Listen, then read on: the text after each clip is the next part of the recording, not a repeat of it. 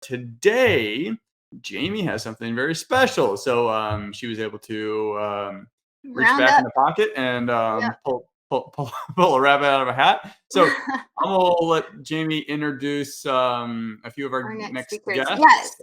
Well, so we're still going to talk about short-term rentals because I think that is a very hot topic.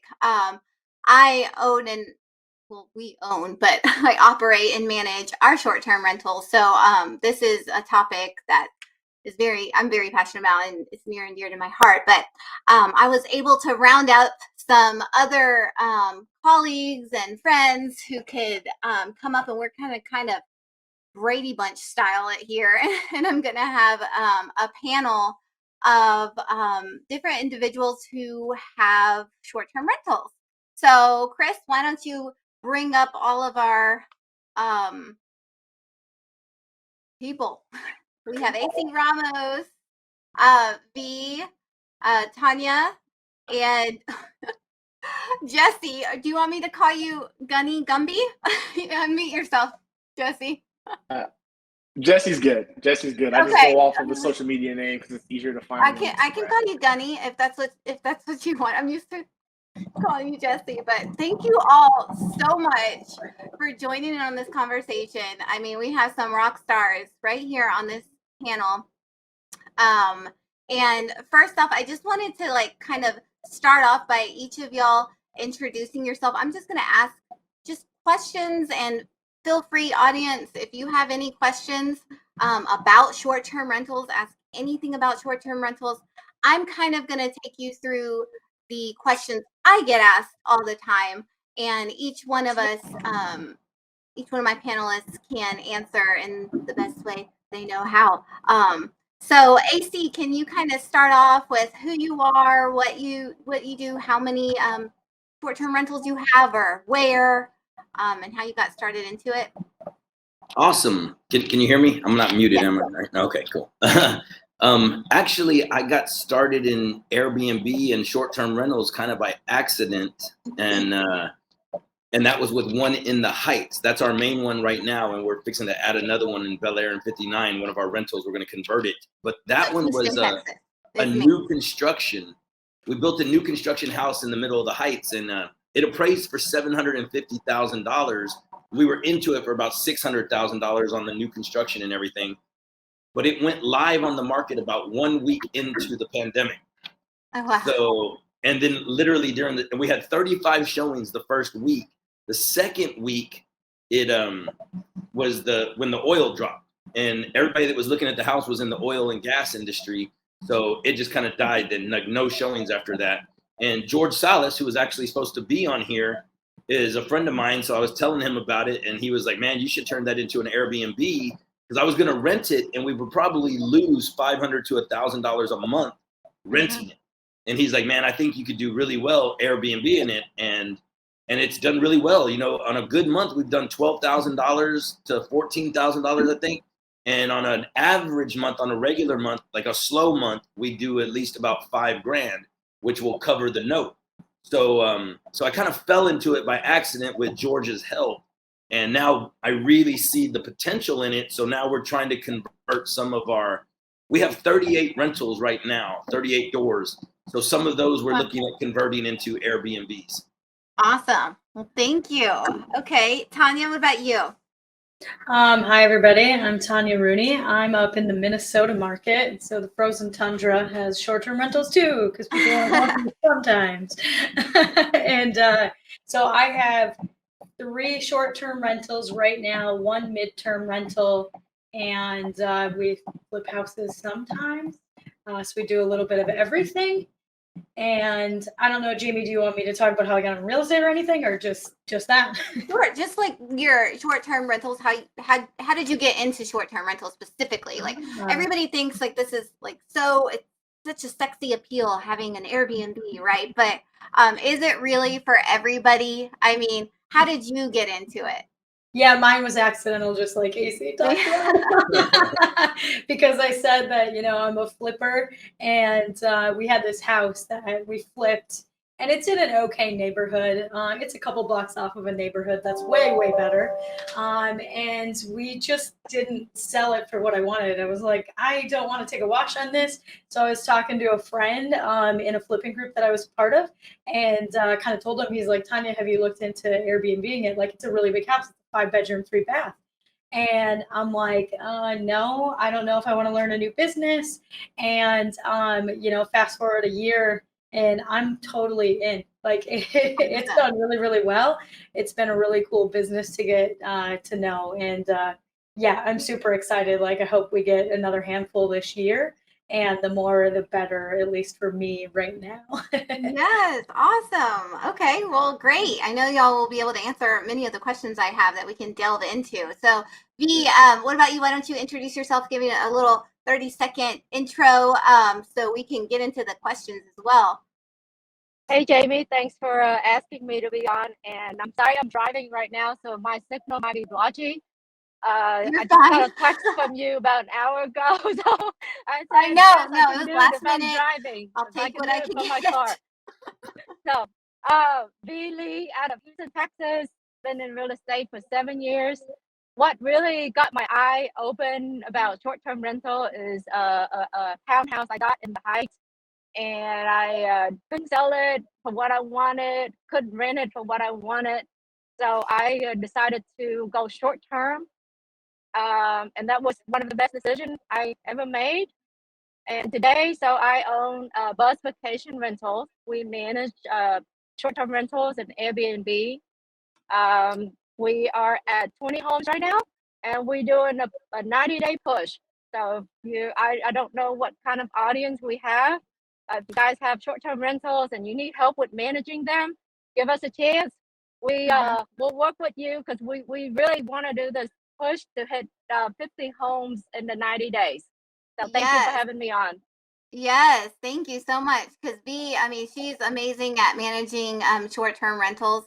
So that's Buzz Vacation Rentals, in case you didn't hear that. So yes, thank you so much. I know you can chat a lot about, especially the management part. And I'm just Gunny. You can go with What about Jesse. you? You can go with you can go with Jesse, Jamie. Okay, Jesse. Yeah, no. So for me, I guess kind of in the same boat. I mean, I feel like I'm the rookie of the group here. A lot of y'all have multiple houses and been doing this for quite some time. So I actually got out of the Marine Corps about 2.5 years ago and kind of jumped into the realm of real estate investing, being introduced into it through Myers the Home Buyers as a wholesale investor. So I started doing that, and believe it or not, there was a rental that I partnered up with in Orlando that we had it as a buy and hold property. And then after getting into the whole real estate game and kind of seeing so many exit strategies, I've used Airbnbs before, but I had never really thought about managing one. To me, it's either fix and flip or buy and hold are the only two strategies there are in real estate investing. Then I discovered wholesaling, and then shortly after that, I discovered short-term rentals. And the Orlando property did very well. Even during the pandemic, it did relatively well, better than most individuals that were dealing with other issues across, the country. And then it just picked up quite a bit, you know what I'm saying, once everything started opening back up. So right now I've got 2 more in the works. There's a property right now that we're actually rehabbing currently in First Ward in Houston, Texas. I'm in Houston, Texas, by the way, as well. So I should probably put that out there. I'm in Houston. Yeah. So we've got another Airbnb right now currently in the works, literally within a sight line of downtown Houston. My partner, Justin of Inspired Properties, and I are very excited about what that's going to go ahead and bring in, just based off of the lack of inventory in that area for Airbnbs and all the amenities we have around us. So that's me in a nutshell. Yeah. I'm only 3 Airbnbs in. Well, thanks. No, I mean, I've only managed 2 myself, but I mean, I feel like, we're just speaking from our experiences. I feel like once you set up one and manage one, you can manage and set up as many as you want until you kind of pass the torch to a management company like V, because I don't think I could manage more than 3 at a time. But so that brings us up to like the question.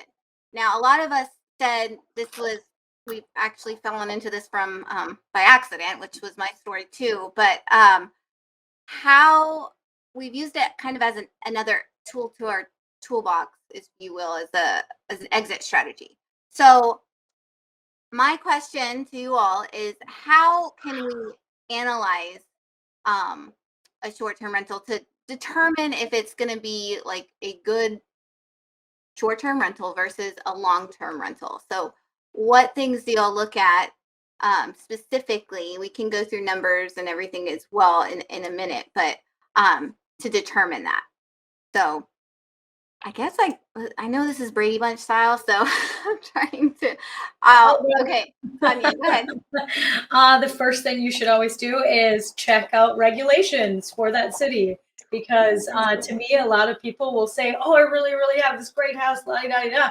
Well, you should call the city first or start looking, because some cities don't care if you want a short-term rental. They're not going to allow you to do that. So to me, that's like the number one best thing, because you put all this work in, you get really excited, you want to run all the numbers, you do run all the numbers, and then you find out that city doesn't allow it, or there's actually the city that I live in doesn't allow it anymore, because some people a couple doors down had a house, and the other people on the lake just didn't like their guests. So seriously, like, there's a lot of people that kind of, they don't necessarily, or they kind of ruin it for everybody else. And it's okay, because some neighborhoods don't allow it. So to me, that's the number one thing you should always look at first.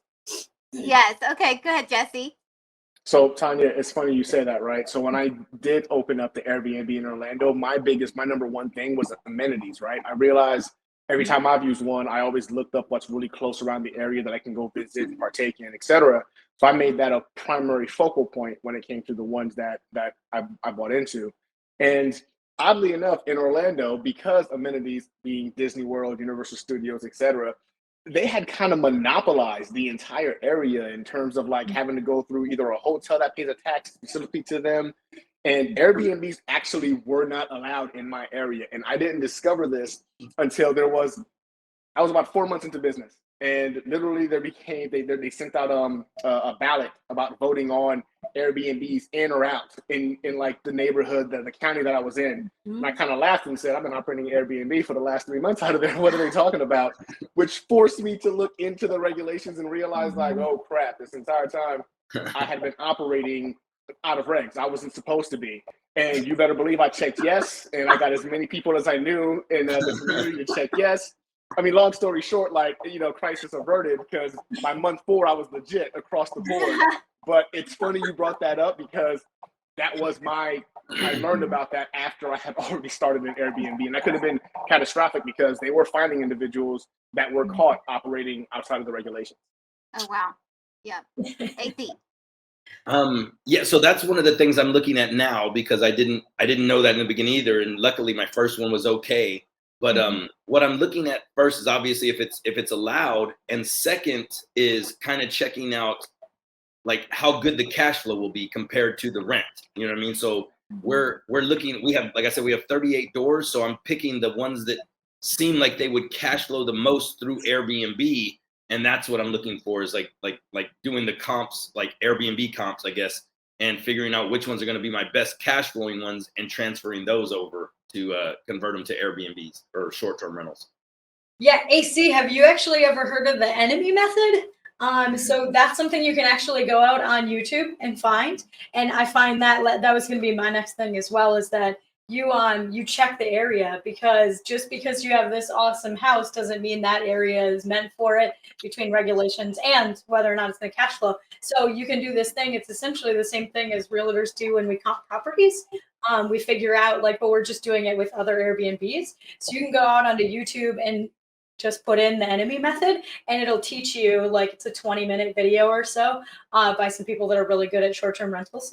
And they like show you how to pretty much look at the other people in the area, find out what are they at. You actually don't just look at, like, right now it's January. Well, January is my slowest month, because I'm in Minnesota, and not as many people want to come here in Minnesota January and February. So they teach you how to check other months as well, and then you kind of comp a property. So just because something is $100 a night, well, you might have a way better house, so you could do $175 a night. So you kind of comp it with different things. So I agree, that's like another really great step, is to pretty much comp other Airbnbs to find out if you'll actually make any money. Well, thank you. I'm going to check that out, definitely. Yeah, we're Chris, I know you're listening. Put that in the comments in case we missed that. Because yes, that is a definite thing we need to consider before starting an Airbnb. Is it allowed? Look in the deed restrictions, and also know that this is our personal experience. I mean, we checked the deed restrictions one time, and they can overthrow you. That's exactly what we did, what they did to us.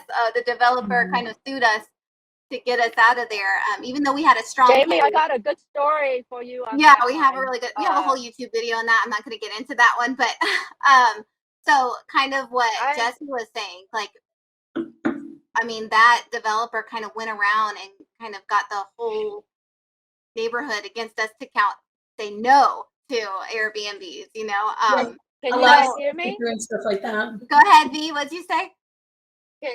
Oh, sorry. Well, I don't know if anyone is having the same issue, and I hate to miss what Jesse was saying because it doesn't come through on my end. It just sounds like aliens talking, and I'm sorry, Jesse, but that's what's coming out on my end. You're good. Okay, Whenever you talk, I don't know why. it might be because you're Jamie, driving. Maybe you're driving. that's through probably something. why, and I don't know if anyone else is having the same problem with not speaking. Yeah. I got a story for you on that regulations. So my Uh-huh. townhouse, my first one, same problem. The HOA shut it down. Then I put a Section 8 tenant in it. Then I hired an attorney, and now we're back in business. Yeah. So you just never know. There's all these loopholes around it. Sometimes you need to pick your battles, or you're going to battle through on it and figure out a way. Well, I kind of want to know how V knows what aliens sound like talking. From Star Wars. Okay. Okay, so moving on to the next topic of how do you, so we've already considered, so before you consider, look into the deed restrictions and if it's even allowed, and then how do you analyze, how do we know, let's see, should I list this as a short term or should I list it as a long-term rental? Someone walk us through on how we can analyze that, if it's going to be a good short-term versus long-term. I don't have any long terms, so someone else is going to have to do the comparison. I've only got short terms. Well, go ahead, Jesse. Well, if I'm being honest, for me, it kind of broke down to the ROI on the project, right? So we analyze our deals based off of, okay, how much are we getting it for?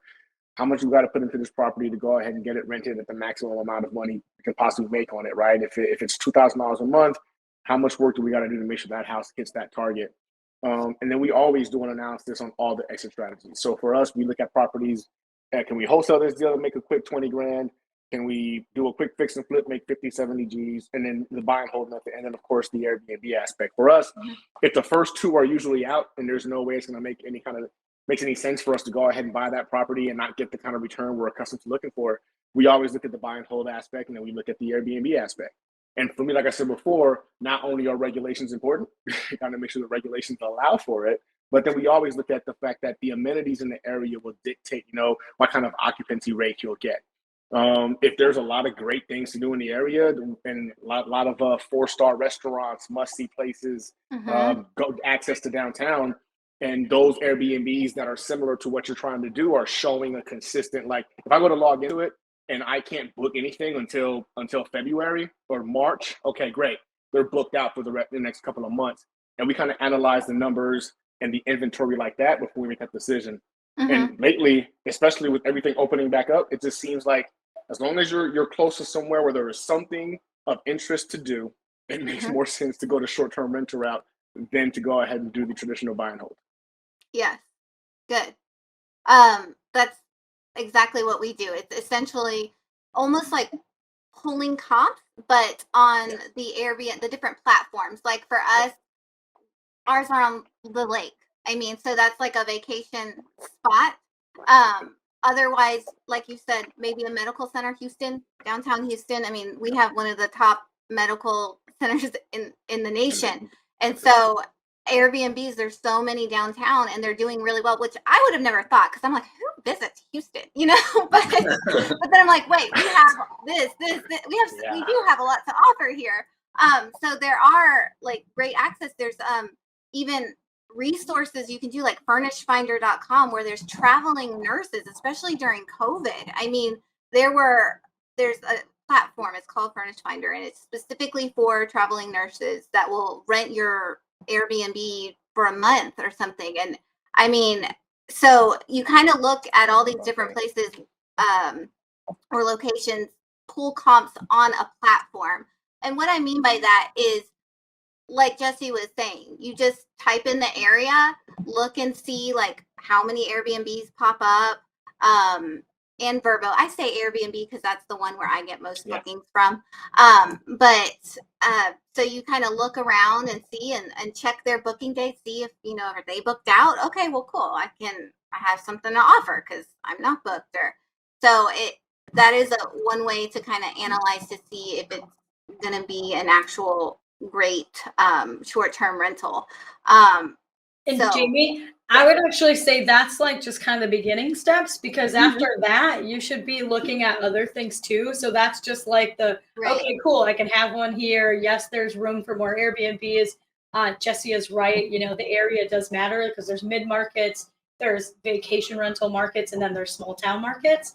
But then you also have to start factoring in. So I have a mega spreadsheet. I would assume most people that have anything to do with real estate have something to do with a spreadsheet because that's how else are we supposed to figure out all this. Like Jesse was just talking about 5 different exit strategies. I bet a spreadsheet helps him. You're 100% right. I do have a spreadsheet that spreads that all out. So we start putting things into a spreadsheet, and actually like we say, hey, what kind of occupancy are we looking for? So that just means, are we always going to be booked up? And we do a average occupancy over 12 months, because obviously we do gangbusters in the summer because it's really nice here, but the winter not so much. So we just look at occupancy and then do an average number. And then we actually run through expenses. Like we have cleaning expenses, we have laundry expenses, mortgage, taxes, insurance, all of the like water bills, garbage, recycling. Like you have to assume everything, which is different from a long-term rental, because long-term rental people don't care about garbage, recycling, internet, maybe even water and Excel or like energy. So you have to drop all that kind of stuff in. And then if you're going to do any consumables, so most people provide, well, where I am, maybe not in certain markets, but we provide, paper products, so toilet paper and sponges and coffee and treats and like all these different things. So you start learning that over the time that you're actually in it. And then you can create a spreadsheet that will say, okay, we're going to have to do this with patio. We're going to need some new patio furniture. We're going to have to change out this couch at some point. So you drop in other numbers for, is the AC going to go out at some point? And, we have snow removal here. You guys probably have lawn care more than we have snow removal even, but just putting all of those numbers in. So you have to start thinking of that. So if you're really thinking about starting a short-term rental and you know nothing about it, you should try stalking the people in your area that do have them. Like start doing inquiries on Airbnb to other hosts and see if anyone is actually friendly. Sometimes they are, sometimes they aren't, but you can ask questions like, hey, what are you using for occupancy? And I don't know, I tend to be a person that will bother other humans for stuff like this. That's just how I roll. So asking questions to other people in the area, like, hey, you live in this area, or what does that look like? So you kind of know what numbers you should be thinking of, because it gets big fast. Like we have one house, our break even is $3,500. AC was just talking about an $800,000 house or a $700,000 house. I haven't ventured that high yet, but I bet he has a really big mortgage. That brings us kind of into like the next topic of numbers, because that is something, like you said, what I like to tell people, first of all, is long-term versus short-term. You have to kind of change your mindset to knowing that long-term, you're managing, you're landlording. You have to turn your brain onto hospitality, because short-term rental is a hospitality industry. Okay. This is why I'm in charge and not Chris, so it's very much a hospitality industry. So how are we going to run our numbers to make sure, because you need to know that, hey, you're going to need a handyman. You're going to need furniture. You have to furnish this place, like you said. So speaking of numbers and spreadsheets, I guess, what all do we need to look into? Give me a number, like a setup. I know it's going to differ different from, square footage. So but just to give Jamie, people an idea. for Go ahead, numbers calculations, It varies, and I think the most important thing is you got to decide if your house is gonna be a Motel 6 or if your house is gonna be a 4-star resort. So you Mhm. gotta decide that, and then that decide how much you're gonna spend on furnishing. Mhm. So it can vary from like 2,500 per area all the way up to 7,000 per area. And when I say area, it would be like a living room is an area, a family room is a dining room is an area, a bathroom is a bedroom is an area. So Mhm. that varies. And then you got your upfront cost of furnishing, and then you got Mhm. to plan to replace your furniture every 3 to 4 years. And so if Yes. you don't have Yes. enough numbers, cushions, you probably won't be making a lot of money, because by the time you recoup your furniture money, you now got to replace them again. Mhm. Well, So so I you're gonna think have that's to. really important. What would you typically you want to make double or triple what you would make as a long-term rental? To know that it's, I mean, correct me if I'm wrong if you don't feel this way, but you want to make double or triple what you would make if you just put a long-term tenant in there, correct? Yeah.